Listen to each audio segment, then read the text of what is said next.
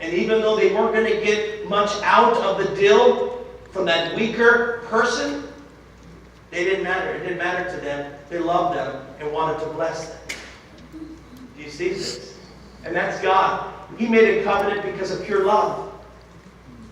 And when we join in faith, then we have a covenant with our Lord Jesus Christ. The fourth thing they would do is they would raise their right arm and cut palms and bring them together. That's where we get the concept of handshake. See, we still have some residue of covenant in our Western world. Handshakes is an example of that, because the blood would be on the palms. Then number 5, they would exchange names. Abram's name was changed to what? Abraham. Abraham. Where does Ham come from? God's name is Elohim. Elohim, yeah. You see what Abram did? He took a portion of God's name and interjected with his, so his name became Abraham. That is, I took from Elohim and brought it into mine.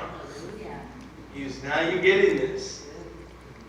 You get his name, you get the name. You know what that means? Sonja got my name. She's Mrs. Brown. And that means she gets Mr. Brown's stuff. Now, that's a wicked laugh, Sonja.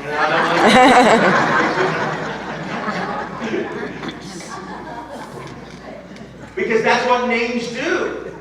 Is we have the same names now. Which means we have the same bank account. We get to all share in it.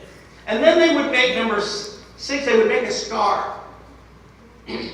Sometimes they would put gunpowder on it or whatever, something to make sure there was a scar on their body. Now you know when Jesus appeared to Thomas, he said, see my hands? My side? You know what? Jesus still has the holes in his hands. You say, why? In fact, can I say this? He's going to have the holes in his hands for eternity. Because it's an eternal reminder of his love and covenant that he made with us. And then the 7th thing they would do is they would give covenant terms. That is, they would explain, here's what I have. And here's what I owe. And they would lay out the terms. And say, so I want you to know everything I have. I have this army. So if you ever get in trouble, then just call on me and I'll send you my army. So you'll lay out all that I have. And so that's what we have in the New Testament is the terms. Everything God can do for us. Everything we can have if we're in need. And then the 8th thing they would do is they would eat a memorial meal. And by eating that meal, they would become one. They would eat the bread, drink the wine, and it was a picture of I'm eating your flesh and drinking your blood because you're now one with me. We're in union together. And then finally they would plant a tree or a pile of rocks to remind